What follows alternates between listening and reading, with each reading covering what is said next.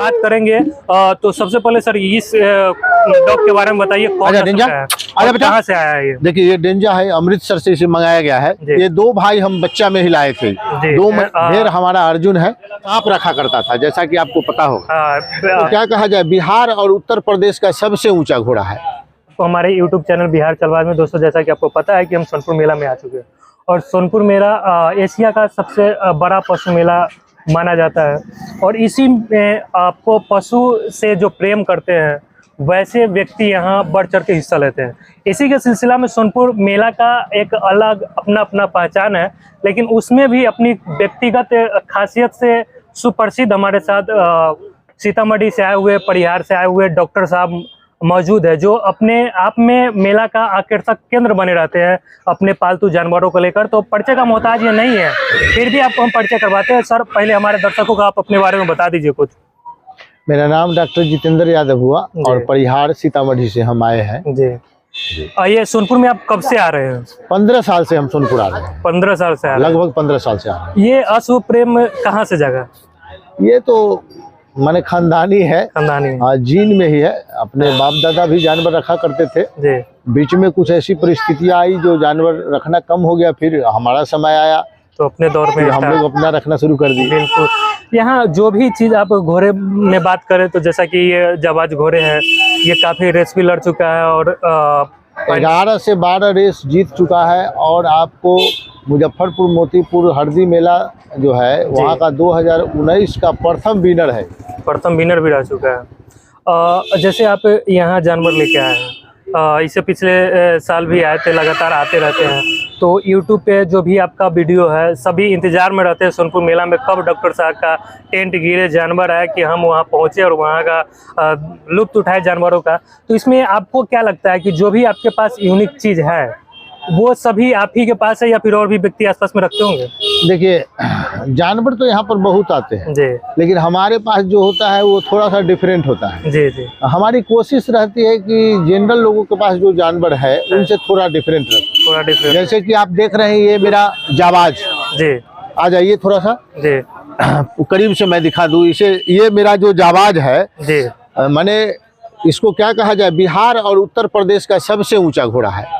और भी ब्लैक में, वो भी ब्लैक काफी खूब। और ऐसे ही नहीं, सिर्फ ऊंचा ही नहीं, ये चालबाज भी है। 2019 मोतीपुर हरदी का नंबर 1 विजेता है, समझ गए ना। और परमात्मा का आशीर्वाद है, जब ये मैदान में उतरते हैं तो हार जीत तो होती रहती है, अलग बात है, लेकिन कुछ लोगों के पसीने जरूर छूट जाते हैं। नहीं, बिल्कुल ये देखने को मिलता होगा आपको बखूबी। और ये घोड़े आप कहाँ से लिए थे?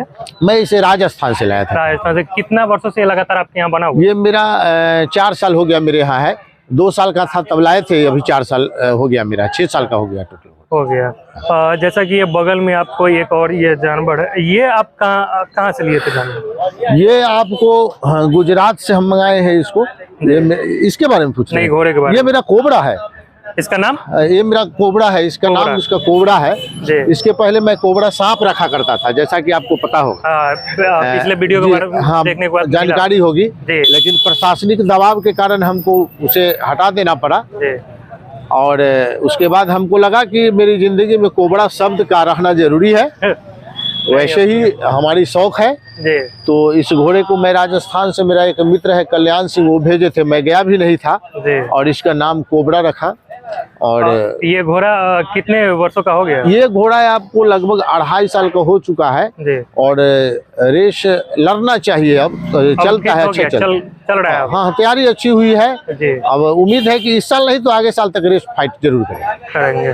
चलिए, ये तो आप अभी फिलहाल 2 ही घोड़े या फिर घर पे भी घोड़े हैं? नहीं, 2 ही घोड़े हैं फिलहाल, 2 घोड़े। अगर इसके बारे में बात करें तो इसके बारे में कुछ बताइए। ये हमारा मोहन है, मोहन और गिर नस्ल का नंदी है जी, जो हमारे भारत में सबसे उत्तम ब्रीड, देसी ब्रीड है, प्योर देसी ब्रीड जी। तो ये नंदी है और इसका उम्र लगभग 3.5 साल हो चुका है। 1.5 साल पहले हम मंगाए हैं इसको, गुजरात से इसे मंगाया गया है। गुजरात से मंगाया गया। अच्छा, गिर नस्ल जो भारत का अपना ब्रीड है वो विलुप्त हो रहा है, उसको फिर से मुख्य धारा में लाने के लिए या फिर उसे अपने किसानों में ज़्यादा पैदावार बढ़ाने के लिए दूध हो या फिर नस्ल, इसके दूध के भी बारे में बताया जाता है कि कुछ बहुत अच्छा दूध होता है इसका। क्वालिटी जितना भी दूध है उसमें इसका बेहतर क्वालिटी का दूध होता है। और हम लोगों का नंदी रखने से क्या फायदा है, यही प्रयास है कि इसका नस्ल चेंज हो या बना रहे। हाँ, यही कोशिश बिहार यूपी में।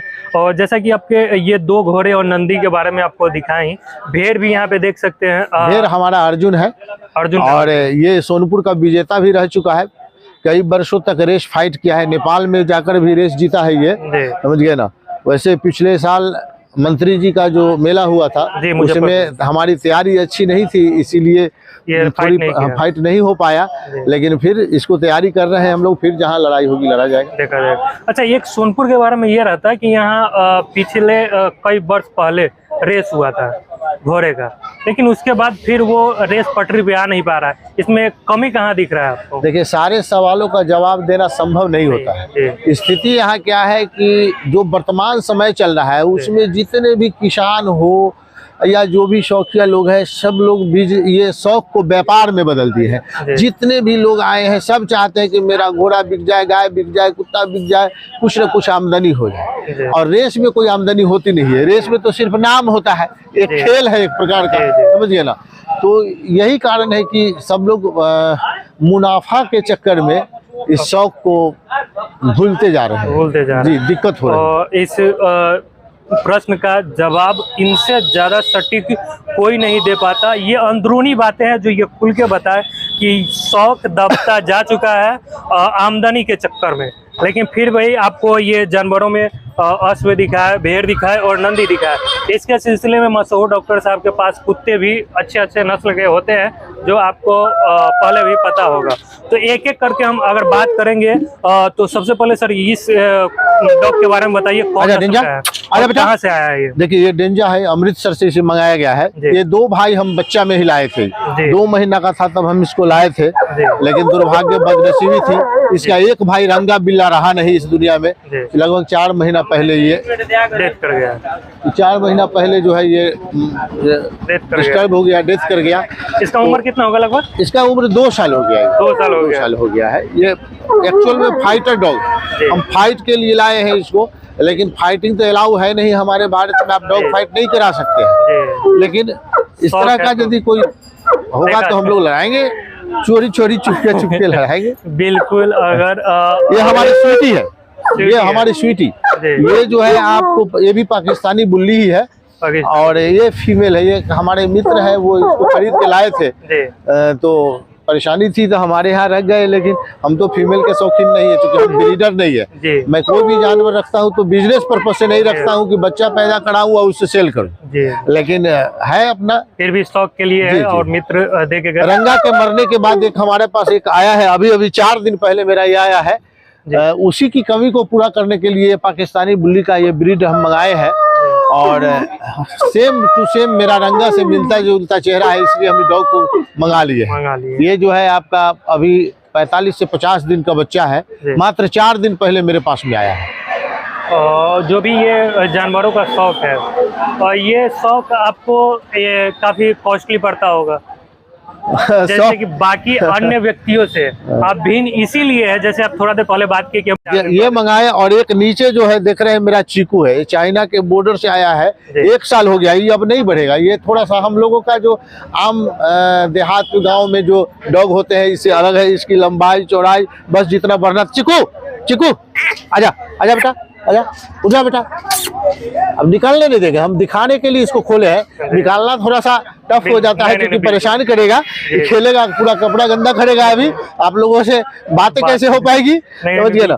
लेकिन इसका 1 साल उम्र हो गया है, अभी ये नहीं बढ़ेगा, बस इतना ही रहेगा। इसमें थोड़ा सा और स्वस्थ होगा, और काफी प्यारा है, खूबसूरत, गोद में खेलता है। नहीं, हाइट भी छोटा है तो प्यारा होगा, गोद में खेलेगा। लेकिन जो भी आप ब्रीड ये डॉग का बताए, इसके अलावा और भी घर पे हो गया आपके? देखिए, अभी तो हम 2 डॉग वहाँ छोड़ के आए हैं, एक जर्मन शेफर्ड और पोमेलियन छोड़ के आए हैं। बड़ा मुश्किल होता है इतना सारा कंपनी प्लांट लेके आना, और एक डॉग को निकालने के लिए 3 से 4 आदमी की जरूरत पड़ती है, तो और 2 डॉग छोड़ के आए हैं। और फरवरी में मेरा एक हार्ले क्वीन आ रहा है, समझ गए ना, जिसका 36 इंची हाइट है उसके फादर का।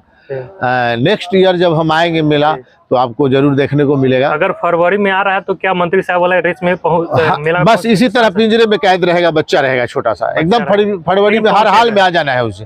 थोड़ा ठंड के कारण अभी हम उसको नहीं मंगाए हैं, क्योंकि उसका बच्चा जो है सो 3 लाख के आसपास का बच्चा आता है, और 3 लाख का बच्चा ठंडा में मंगाइए या कोई दुर्घटना हो जाए तो बड़ा खल जाता है, इसलिए हम अभी नहीं ला रहे हैं, फरवरी में मंगाएंगे। जी बिल्कुल। अब ये तो जानवरों के बारे में बात कर ही लिए, अब थोड़ा सा ये बता दीजिए सर कि आप डॉक्टरी लाइन से भी है और अश्व प्रेमी भी है, जानवर प्रेमी भी है, तो ये दोनों में आप समय संतुलन कैसे बना लेते हैं? बड़ा मुश्किल आपका सवाल है। ठीक है, डॉक्टरी काम तो हो जाता है, हम भी कर लेते हैं और डॉक्टर सब आके संभाल देते हैं। जैसे कि अब हम 12 दिन मेला में रहेंगे तो हॉस्पिटल तो बंद नहीं रहेगा, वहाँ और भी डॉक्टर हैं जो संभाल रहे हैं, लेकिन इसको कोई नहीं संभालता है, इसको हम ही को संभालना पड़ता है। ये खुद कर सकते हो, वो खुद नहीं हो सकता, वो नहीं हो सकता है। वो तो मान के चलिए आज हमारे यहाँ सर्जरी है, कोई डॉक्टर को कॉल कर देंगे, जाके कर देंगे, स्टाफ है, नर्स है, कंपाउंडर है, सारा मैनेजमेंट है, अपना सिस्टम से चल रहा है, लेकिन इसके लिए कोई सिस्टम नहीं है, हमको खुद रहना पड़ता है। ये देख सकते हैं कोई भी हो, जैसा कि आपको पिछले हम दिनों देखे कि आपके फेसबुक पोस्ट से पैरामेडिकल इंस्टीट्यूट के बारे में आपके आईडी से डाला हुआ था। देखिए इसके बारे में अगर कुछ बता दें। ऐसा है कि हम जहाँ पर रहते हैं वो रूरल क्षेत्र है, देहाती क्षेत्र है जी। बहुत सारे बच्चे बाहर जाके अपना कोई कोर्स नहीं कर पाते हैं। हमारे यहाँ सरकार की जो व्यवस्था है और जो पढ़ाई लिखाई की लचर व्यवस्था है, जिसे सब लोग जानते ही हैं, तो हमने देखा कि एक स्टडी सेंटर और एडमिशन सेंटर ऐसा खोला जाए जिससे बच्चे को बाहर जाके धोखा ना खाना पड़े। जैसे कि बच्चे ऑनलाइन पेमेंट कर देते हैं और पता चलता है कि कॉलेज है ये नहीं। तो इसी ख्याल से हमने एक पैरामेडिकल का स्टडी सेंटर खोला है। काफ़ी बच्चे मिले हैं हमारे पास, लगभग 22-23 बच्चे तो जीएनएम के लिए गए हैं, उसके बाद बीएमएलटी एक्सरे टेक्नीशियन के लिए मिले हैं, और ये तो पहला साल है। हमें लगता है कि अगले साल तक इसमें भी हमें कामयाबी मिलेगी। अगर उसके बारे में एडमिशन प्रोसेस या फिर कोई फी थोड़ा हिंट्स में अगर मेरे दर्शकों को बताना चाहे तो बता सकते हैं। संभव नहीं है, उस पे फ़ोन नंबर है और मेला के बाद इस पे बात करेंगे, और नंबर पे बात होगी तो और सारे स्टाफ है जो इसको डील करते हैं वो बताएंगे जी। चलिए हमारे साथ बने रहने के लिए आपका बहुत बहुत धन्यवाद। मिलते हैं किसी नए वीडियो में हमारे सहयोगी दीपक के साथ। मुझे दीजिए इजाजत, बने रहिएगा हमारे साथ सारे सोनपुर अपडेट्स के लिए। जय हिंद, जय बिहार।